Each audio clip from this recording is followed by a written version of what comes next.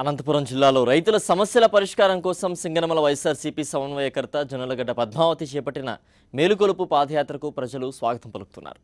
ఈ నెల 26వ తేదీన సింగనమల నియోజకవర్గంలోని ఎల్లనూరు నుంచి ప్రారంభమైన ఈ యాత్ర సోమవారం నార్పల మీదుగా సాగింది. నార్పల మండల కేంద్రంలో జొన్నలగడ్డ పద్మావతి పాదయాత్రకు వేలాది మంది ప్రజలు ఘన స్వాగతం పలికారు. తమ సంఘీభావాన్ని తెలియజేశారు. సుమారు 10 రోజుల పాటు జరిగే ఈ పాదయాత్ర జూన్ 4వ తేదీన గారెల దిన్నలో ముగియనుంది.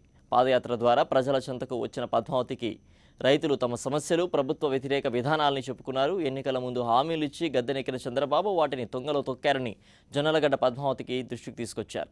ఇప్పటికైనా చంద్రబాబు సర్కార్ రైతు వ్యతిరేక విధానాలను మానుకోకపోతే వైఎస్ జగన్మోహన్ రెడ్డి స్ఫూర్తితో రైతుల పక్షాన పోరాటాలు ఉధృతం చేస్తారని జొన్నలగడ్డ పద్మావతి స్పష్టం చేశారు.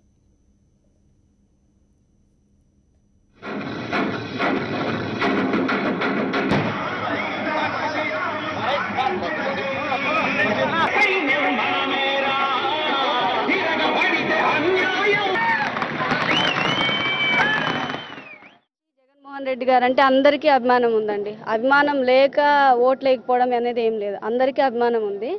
కేవలం రైతులకి అధిక రుణ బాధలు ఉండడం వల్ల రుణమాఫీ, సంపూర్ణ రుణమాఫీ బేషరతుగా ఒక ముఖ్యమంత్రి అభ్యర్థి చెప్పాడని కొంచెం మోసపోయి ఓట్లేశారు.